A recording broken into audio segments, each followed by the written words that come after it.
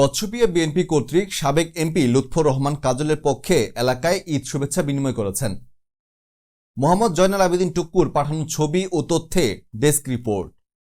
কক্সবাজারের রামু উপজেলার কচ্ছপিয়া ইউনিয়নের বিএনপির নেতাকর্মীরা উৎসবমুখর পরিবেশে এবার ঈদ উদযাপনের পাশাপাশি দলের নেতাকর্মী ও বিশিষ্টজনের সাথে ঈদ উপলক্ষে কচ্ছপিয়া বিভিন্ন ওয়ার্ডের শুভেচ্ছা বিনিময় করেন।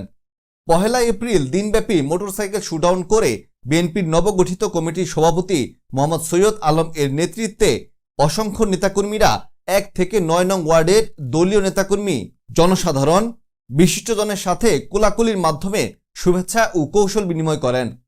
এ সময় কচ্ছপিয়া বিএনপির সভাপতি সৈয়দ আলম নেতাকর্মীদের পাশাপাশি সাধারণ মানুষের খোঁজ খবর নেন এবং মৎস্যজীবী বিষয়ক সম্পাদক লুৎফর রহমান কাজলের পক্ষে তিনি জনসাধারণকে সালাম ও ঈদের শুভেচ্ছা জানান।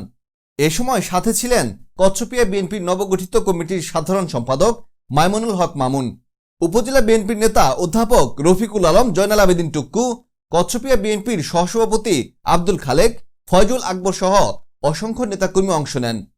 নবগঠিত কমিটির নেতৃবৃন্দ মোটরসাইকেল শুডাউনের মাধ্যমে ইউনিয়নের কচ্ছপিয়া, গিলাতলি, দুছড়ি, সুকমুনিয়া, ছোট জাংছড়ি, হাজিরপাড়া, বড় জাংছড়ি, মৌলভীকাটার জনসাধারণের সাথে এই শুভেচ্ছা বিনিময় করেন।